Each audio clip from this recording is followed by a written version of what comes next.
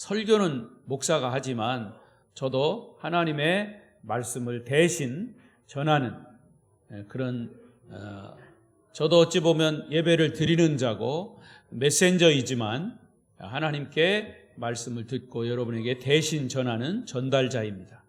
또 설교를 통해서 또 하나님의 음성을 듣는 그런 시간이 되시기를 바랍니다. 할렐루야.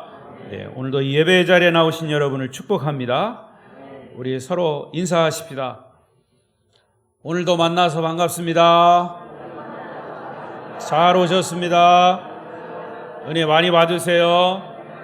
감고사축 감사합니다. 고맙습니다. 사랑합니다. 축복합니다. 네. 오늘도 비대면으로 이 자리에 참여하지 못하고 영상으로 예배하시는 분들 가운데도 크신 은혜가 임하시기를 바랍니다. 오늘 이제 로마서 말씀이 계속됩니다. 로마서 백독은 진행 중에 있죠? 예. 제가 어제 어떤 분과 우리 교회 성도와 통화하면서 그분이 그러더라고요. 목사님, 제가 지금 백독하고 있습니다. 백독이 쉽지 않네요. 그러나 성경을 백독 도전하고 있습니다. 그 이야기를 듣고 굉장히 격려가 됐습니다. 여러분, 성경을 특히 로마서를 읽으시면서 정말 하나님이 내게 어떤 말씀을 하시는가 하는 이 시대에 필요한 말씀을 듣는 그런 은혜로운 기회가 됐으면 좋겠습니다. 기간은 이번 말까지입니다. 금년 말까지 하시면 앞으로 7명은 틀림없이 제가 상품을 드립니다. 내년도 넘어가면 상품 없습니다. 7명 안 돼도. 자, 오늘 말씀의 주제는 나는 죄에서 자유로운 사람인가? 시작. 예, 이것은 여러분 스스로에게 질문하는 그런 질문이고, 또 이 말씀을 듣고 난 다음에 대답도 여러분 스스로 하십시오. 나는 죄에서 자유로운 사람인가? 오늘 같은 이 주일날 어느 교회에서 목사님이 설교를 하셨습니다. 똑같은 제목은 아니지만 죄에서 자유로운 그리스도인, 죄에서 자유로운 그리스도인이라고 하는 제목의 설교를 은혜롭게 이제 마치고 예배가 끝나고 내려오셨습니다. 그날 한 청년이 그 설교를 듣고 내려오신 목사님에게 질문을 드렸습니다. 목사님, 설교 중에 죄의 무게가 무겁다고 하셨는데 그 무게가 얼마나 됩니까? 저는 그 설교를 들으면서 저의 죄의 무게를 전혀 느끼지 못했습니다. 이렇게 질문을 했습니다. 그 청년의 질문에 목사님은 대답합니다. 청년, 시체 위에다가 아무리 무거운 짐을 올려놓은들 죽은 사람이 무슨 무게를 느낄 수 있겠는가? 그게 당연하죠. 죽은 시체가 무슨 무게를 느낄 수 있겠습니까? 청년이 대답하다 또 목사님 말씀하십니다. 영적으로 죽어있는 사람은 죄의 무게를 느끼지 못하는 걸세. 자기의 죄를 심각하게 느끼는 사람만이 영혼이 살아있다는 증거가 아니겠는가? 여러분, 우리 그리스도인들에게 있어서 최대의 기쁨과 감격이 무엇일까요? 여러분에게 있어서 최고의 기쁨과 감격은 무엇입니까? 그것은 아마도 내가 예수 믿고 정말 나는 죄인이었구나. 내 죄가 그런데 예수님을 통해서 용서받고 나는 구원받은 사람이구나 라는 기쁨과 감격일 것입니다. 아닌가요? 아멘? 주님께서 우리 죄인들을 용납하시고 용서하시고 새 사람 되게 해 주셨다는 그런 기쁨보다 더 큰 기쁨과 감격이 어디 있겠습니까? 그런데 여러분, 지금 이 시대의 교회와 교인들의 모습은 물론 다는 아닙니다. 세상 사람들과 별로 다르지 않은 삶을 살고 있다는데 문제가 있습니다.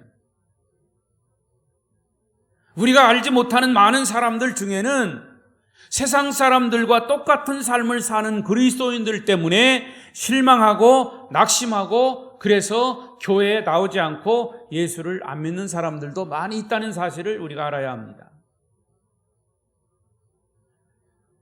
우리가 예수를 믿어도 삶의 변화가 없는 것은 사실은 예수님의 십자가 복음을 정확하게 깨닫지 못하고 있기 때문입니다.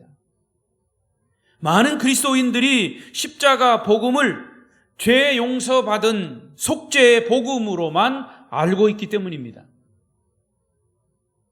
예수님께서 십자가에서 우리를 대신해서 죽으심으로 우리의 모든 죄가 용서받았습니다. 과거의 죄, 현재의 죄, 미래의 죄까지 용서받았습니다. 할렐루야! 이것이 정말 복음입니다. 복음이 뭡니까? 복된 소식이에요. 가스펠, 복된 소식이에요. 여러분에게 복된 소식이 뭡니까? 다른 많은 소식이, 복된 소식이 있겠지만 내 죄가 용서받고 내가 구원받았다고 하는 이 사실이 최고의 복음입니다. 사실은요, 이런 얘기가 어디에서 들을 수 있겠습니까? 대학교 강의실에서 이런 얘기를 합니까? 국회에 가면 이런 얘기 합니까? 아무리 고급스러운 그런 강좌를 들어도 이런 얘기는 하나님의 말씀에서밖에 없어요. 세상 천지에 어디에서 이런 복음을 들을 수가 있겠습니까? 과거의 죄, 현재의 죄, 그것도 아직 짓지도 않은 미래의 죄까지 용서받았다고 하는 이 사실이 진짜 복음이 아닙니까? 그런데 교인들은 이 복음을 날마다 들어서 그런지 이 복음을 별로 신통치 않게 생각하는 경우가 있다 그 말이에요. 여러분은 아닌 줄로 믿습니다. 어쩌면 우리가 매일 듣는 이 복음이 죄를 용서받았다라고 하는 것에만 머물러 있기 때문에 복음이 시시해질 수 있습니다. 그렇게 되면 구원받은 이후에 더 이상 우리가 거룩하게 살 이유가 없지 않느냐, 꼭 구원파들이 하는 얘기 그렇게 똑같이 합니다. 그래서 이 목회자들도 교인들도 죄에 대한 심각성이 별로 없어요. 왜? 나는 이미 다 용서받았으니까. 회개를 해도, 죄에 대한 회개를 해도 건성으로 합니다. 오히려 이런 성경을 인용합니다. 로마서 5장 20절에 보면 죄가 더한 곳에 은혜가 더욱 넘쳤다, 이런 말씀이 있어요. 여기 있죠? 죄가 더한 곳에 은혜가 더욱 넘쳤다. 죄가 있는 곳에 은혜가 있다고 하니까 죄를 더 많이 지으면 은혜도 더 많이 받을 거 아니냐? 이것은 하나님을 기만하는 행위입니다. 또 그런 내용도 아닙니다. 그런 뜻도 아닙니다. 그래서 사도 바울은 로마서 6장 오늘 본문 1절을 이렇게 시작합니다. 1절을 읽어보십시다. 시작. 그런즉 우리가 무슨 말을 하리요? 은혜를 더하게 하려고 죄에 거하겠느냐? 여러분, 은혜를 더하게 하려고 죄를 더하겠느냐? 죄를 많이 지으면 은혜도 많을 것이니까 죄를 더 많이 짓자, 이렇게 하겠느냐? 이 질문이에요. 그런데 곧바로 2절에서 뭐라고 그래요? 2절 시작. 그럴 수 없느니라. 죄에 대하여 죽은 우리가 어찌 그 가운데, 죄 가운데에서 살리요? 그 말이에요. 바울은 사실은 이 6장 속에서 계속 이런 질문을 하는 거예요. 자, 그렇다면 우리 그리스도인들이 삶의 현장에서 죄와 더불어 실제적으로 싸워서 승리하기 위해서는 정말 승리하는 것이 가능한 것이냐? 죄와 싸워서 승리한 것이 가능한 것이냐? 역시 대답은 가능하다. 그렇다면 우리의 삶의 현장에서 죄에서 자유로운 삶, 죄를 이기는 삶을 살 수 있는데 그 해답이 오늘 6장 1절부터 14절 말씀 속에 있습니다. 그렇다면 역시 이 말씀이 승리의 삶을 위한 해답이 된다면 오늘 여러분에게도 승리의 삶, 이 세상에서 죄에 대해서 승리하는 삶을 살기 위한 해답이 되시기를 축원합니다. 오늘 본문에 보면요, 아주 중요한 세 가지 동사가 나옵니다.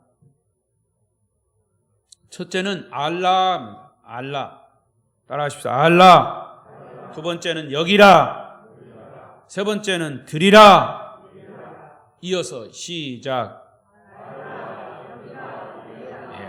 이 말씀을 잘 염두에 두십시오. 알라, 첫 번째. 알아라, 그 말이에요. 무엇을 알아야 되느냐? 우리는 먼저 죄에 대해서 죽었다는 사실을 알아라, 그 말이에요.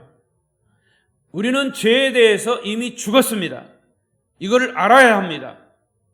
3절, 6절, 9절에 보면 계속 알라, 알라라는 동사가 계속 나옵니다.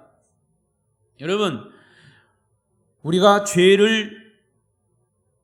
그리스도인들은 죄를 용서받은 것에서 끝난 게 아니에요. 죄를 용서받은 것, 이제는 천국 티켓을 땄다. 죄를 용서받았으니까 이제는 자유롭게 살아라. 죄를 용서받았다. 거기서만 끝나고 나머지는 이제는 자유롭게 마음대로 살아라. 이렇게 주장하는 게 구원파예요. 박옥수. 여러분, 박옥수 목사가 여기 집회하고 그러죠? 그 구원파예요, 다. 제가 나중에 기회가 되면 또 이 이단에 대한, 구원파에 대한 이야기를 하겠습니다만은, 그러니까 구원받았으니까 마음대로 살아라. 쉽게 말하면 그거예요. 그러면서 그들이 질문하는 게 뭐냐? 당신 구원 언제 받았어? 대답을 잘못하면 꼭 그걸 가지고 트집을 잡아가지고 너 구원 받지 못했으니까 너는 이제부터 우리한테 와서 이 말씀을 배워라. 이게 구원파의 가장 중요한 전도의 핵심이에요. 여러분, 우리 그리스도인들은 죄를 용서받은 것으로 끝난 게 아니에요. 아예 죄에 대해서 죽은 겁니다. 우리가 죄를 이기는 것은 이기려는 노력으로는 불가능한 거예요. 노력해서 죄를 안 짓는 사람 별로 없어요. 그래서 예수님이 우리 죄를 대신해서 죽으신 거죠. 우리가 죄를 이길 수 없으니까 예수님이 대신 죄에 대해서 죽음으로 죄를 이기신 거예요. 할렐루야. 그러나 우리가 꼭 알아야 할 사실은 우리는 예수님이 나의 죄를 대신해서 죽으셨다는 것만 알지, 나도 예수님과 함께 십자가에서 함께 죽었다고 하는 사실을 아는 사람은 별로 없어요. 이 차이는 엄청난 차이입니다. 나의 옛사람은 죽었다는 것이 확실히 깨달아지면 나는 완전히 변화된 삶을 살 수 있어요. 나도 죽었다가 다시 살아난 사람이다. 거듭난 자다. 저기 있죠? 새로운 피조물이라 그랬어요. 거듭난 사람, 새 사람, 중생, 이 말은 다 같은 말이에요.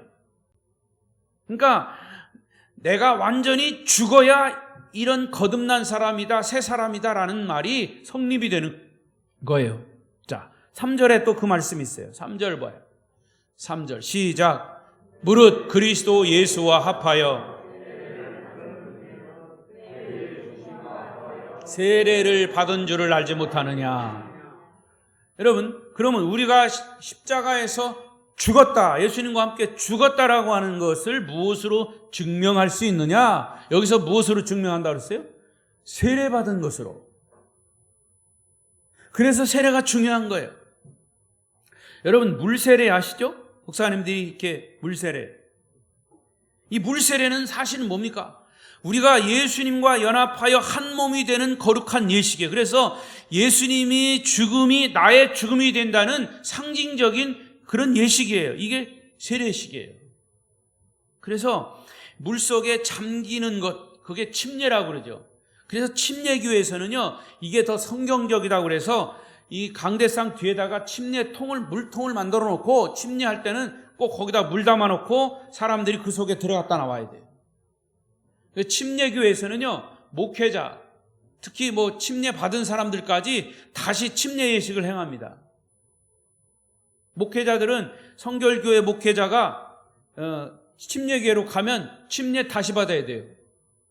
그만큼 그들은 그래서 침례교회입니다. 이런 재밌는 얘기가 있어요. 침례교회에서 목사님이 침례를 하는데 가만히 보니까 이 사람은 좀 진짜 덜 죽었어. 그래가지고 물에 이제 침례를 하는 거예요. 물속에 잠긴. 한참 잠겼다가 죽지 않을 만큼 잠갔다가 꺼냈대요. 이 사람이 일어나면서 아이고 죽을 뻔했네. 사실은 죽을 뻔하면 안 돼요. 죽어야죠. 물론 육신이 죽는 게 아니죠. 우리의 죄의 사람이 죽는 거죠. 그래서 물속에 한번 깊이 잠갔다가 나오는 것, 나의 옛사람은 죽고 이제 새 사람이 되었다라는 증표가 세례입니다. 그러면 침례의 약식이 세례의 식이에요. 그러니까 6절에 보면 또 있습니다. 6절 시작. 죄의 몸이 죽어 다시는 우리가 죄에게 종노릇하지 아니하려 함이니.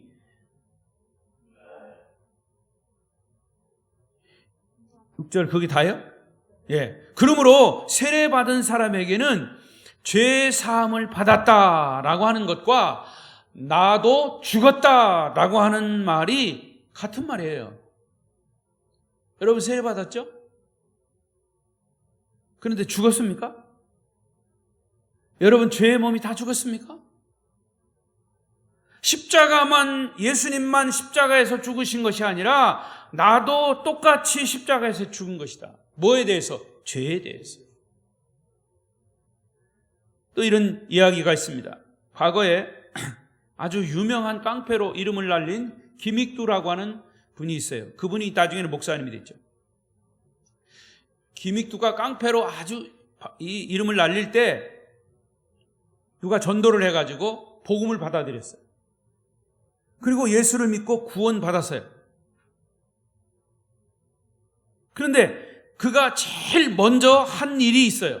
그게 뭐냐? 자기 장인 어른에게 부고장을 보내는 일이에요. 부고장. 부고장이 뭐예요? 죽었다는 소식이죠. 부고장 써놓고 김익두 사망 하고서 자기 장인에게 보냈어요. 얼마나 자기 장인 어른의 속을 썩였으면 제일 먼저 옛사람인 김익두가 죽었다고 부고장을 보냈을까? 사실 장인 어른이 그걸 듣고서 아주 깜짝 놀랐어요. 그런데 속으로는 아이고 이놈 잘 죽었다.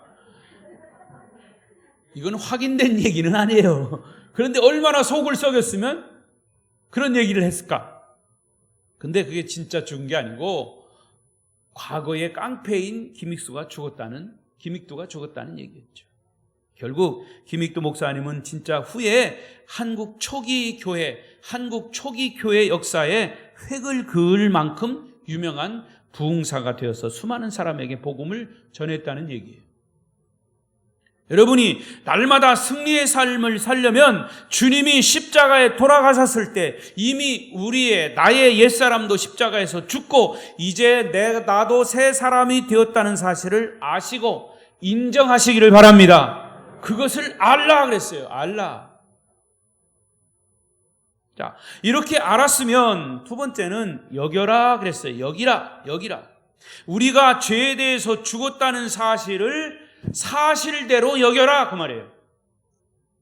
자, 11절을 보겠습니다. 11절 시작. 이와 같이 너희도 너희 자신을 죄에 대해서는 죽은 자요 그리스도 예수 안에서 하나님께 대하여는 살아있는 자로 여길지어다. 한 번 더 살아있는 자로 여길지어다. 할렐루야. 여기서 여길지어다라고 하는 것은 오더입니다. 명령의 명령. 여길래 이렇게 물어보는 게 아니에요. 여겨라 그 말이에요. 이 여길지어다라고 하는 이 헬라어 단어는요, 본래 회계사들이 돈을 계산할 때 쓰는 용어라고 그래요. 그러니까 내 은행 계좌에 돈이 입금이 되면 뭘로 여겨라? 현금으로 여겨라 할 때 쓰는 말이래요.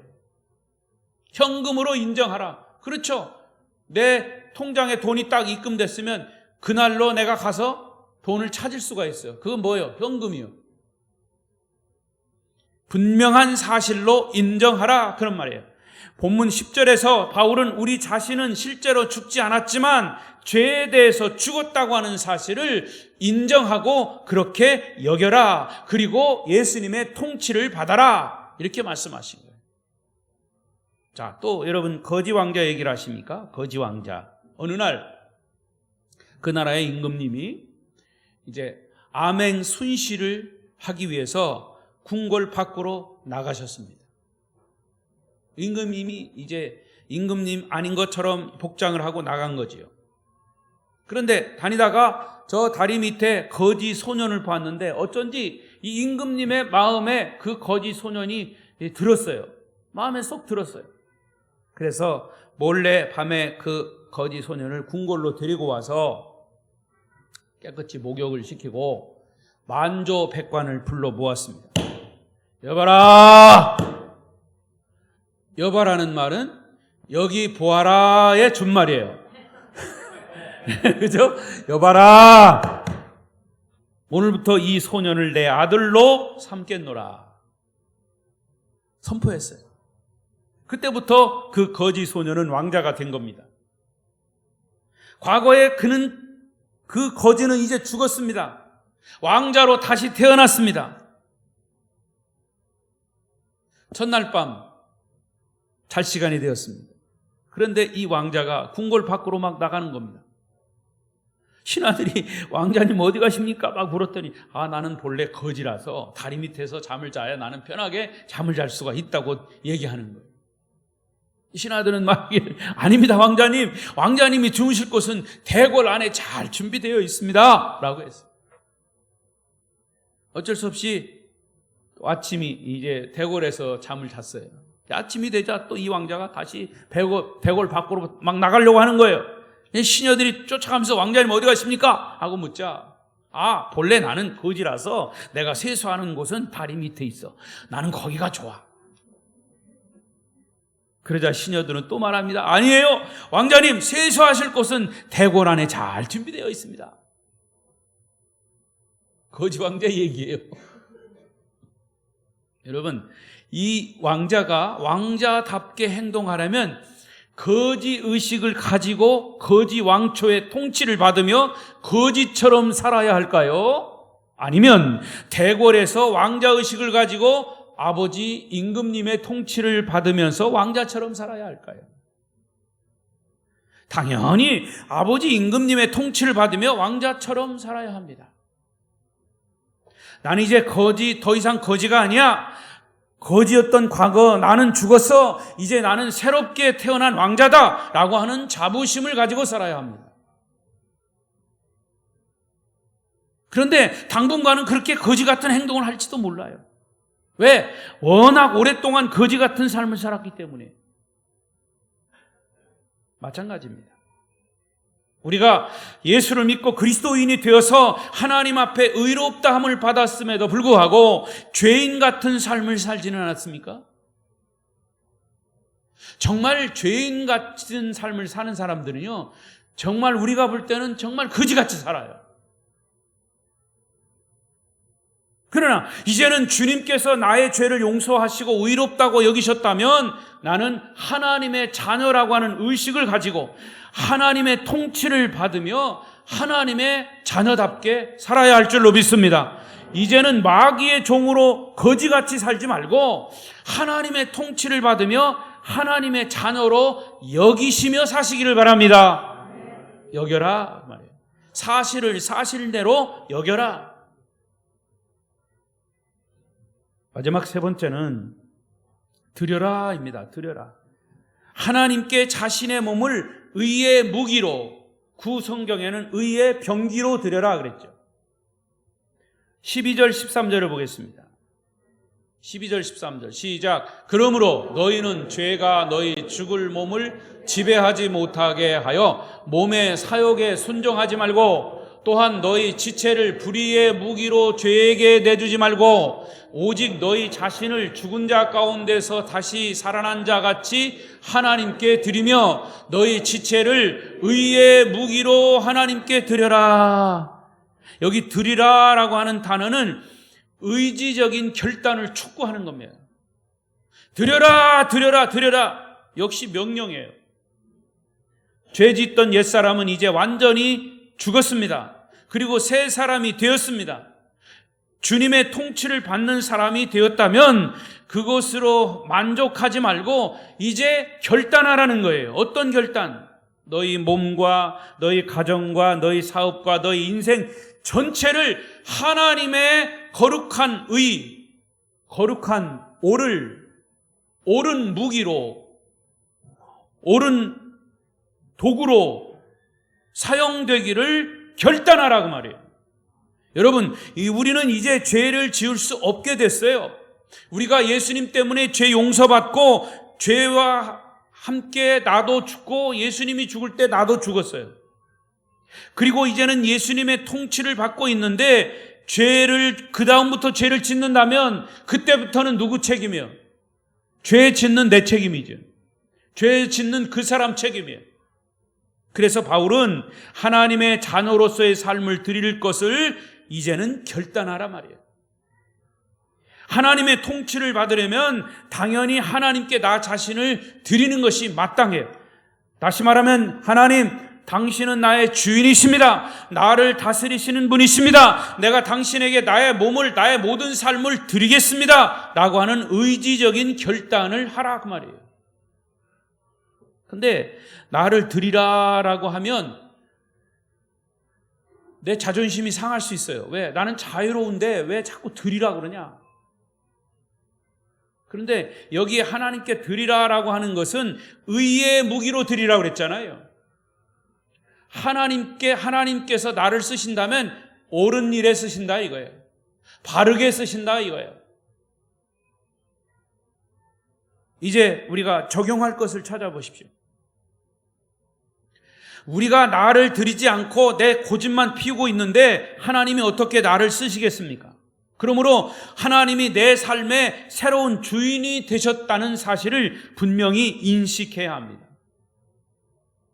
여러분이 우리가 신앙생활 할 때 어떤 일을 만나면 내 입에서 뭐가 튀어나와요? 아이고 주여! 아이고 주여! 여러분, 제가 텔레비도 가끔 보면 연예인들 중에도요, 무슨 자기 연예 프로 하다가도 아이고 주여! 이렇게 얘기하는 사람 있더라고. 예수 잘 믿는 사람인 모양이야. 여러분, 주여를 아무 뜻 없이 부르지 마십시오. 왜? 주여라고 하는 말은 My Lord입니다. My Lord. 당신은 나의 주인입니다. 하나님은 나의 주인입니다. My Lord. 나의 주여! 그 뜻이에요. 오 하나님, 내 삶의 전 존재를 주님께 드립니다. 내 전 존재는 주님이 주인이십니다. 이런 고백인 거예요. 이런 고백과 결단이 결국 우리를 그리스도인으로 승리케 하는 하나의 터닝 포인트, 분기점이, 전환점이 되는 거예요. 지금까지는 내가 알게 모르게 인정하든 인정하지 않든 나는 마귀의 종이었어요. 사탄의 종이었어요.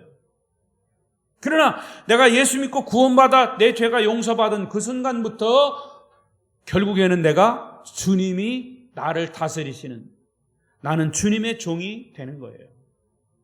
목사만 주의 종이 아니고 우리 모두가, 그리스도인들은 사실은 주님의 종들이에요. 주님의 자녀들이고 주님은 우리의 주인이세요. My Lord. 12절 13절 한 번 더 읽어보겠습니다. 거기 분명하게 나와 있죠.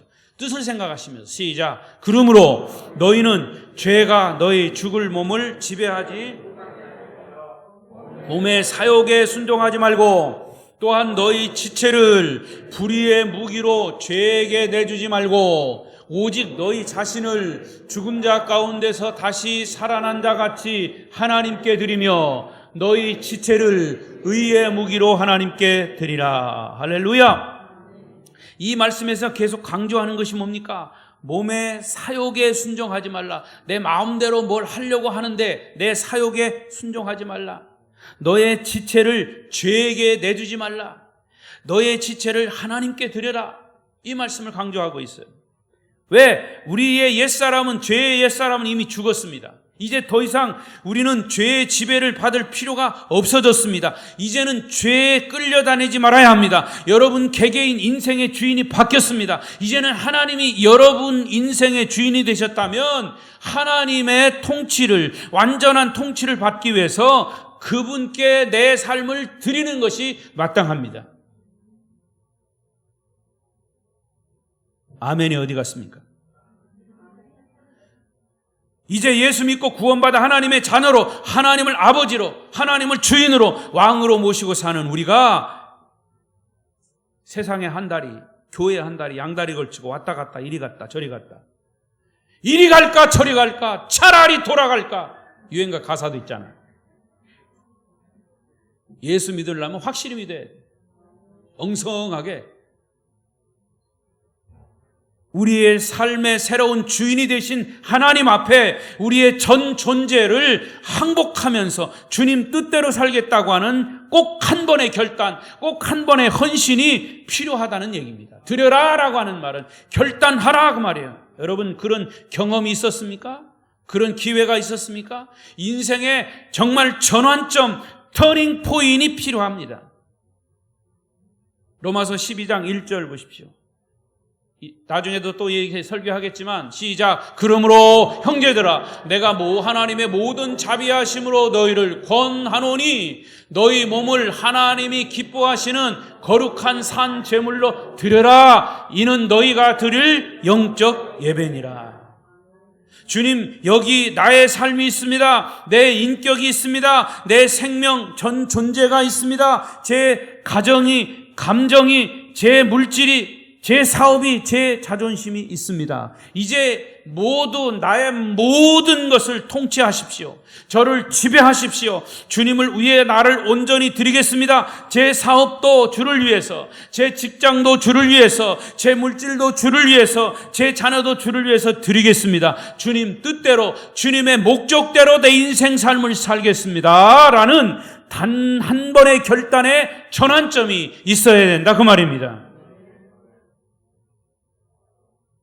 하나님이 우리를 이 땅에 낳게 하셨다면, 하나님이 주인이시라면 내게 일어난 모든 것은 하나님 책임이에요. 하나님 주인이라면. 그러니까 우리는 얼마나 자유로워요. 그러니까 믿음이라는 것은 내가 내 문제를 가지고 막 걱정하는 것은 내 책임이에요. 그러나 내 문제를 할지라도 이것이 하나님이 나의 주인이시고 하나님이 이 어려움도 주셨고 하나님이 이 복도 주셨다면 모두가 다 하나님 책임이다. 이게 믿음이에요. 과연 잠시 여러분의 삶을 돌아보십시오. 오늘 사실은 여러분 복음을 들으셨어요. 과연 나는 예수님의 십자가와 함께 죄의 옛사람이 죽었는가? 만약 옛사람이 죽지 않았다면 옛사람이 확실히 죽었음을 확인하십시오. 여러분 자신의 옛사람이 죽었음을 확인하셨다면 이제 예수님의 통치를 받아야 합니다. 주님의 통치를 받지 않는다면 여러분은 아직도 옛사람이 죽지 않은 거예요. 그리고 온 걱정, 세계 걱정, 우주의 걱정을 다 뒤집어 쓰고 여러분 혼자 걱정하지 말아요. 코로나 걱정하지 말아요. 하나님이 알아서 하셔요. 그리고 코로나 걸려서 잘 죽지도 않아요. 보니까 그 통계에 나옵니다. 통계에 죽은 사람 보면 제일 끄트머리 잘 얘기도 안 해요. 근데 이거 걸리면 큰일 난다고 막.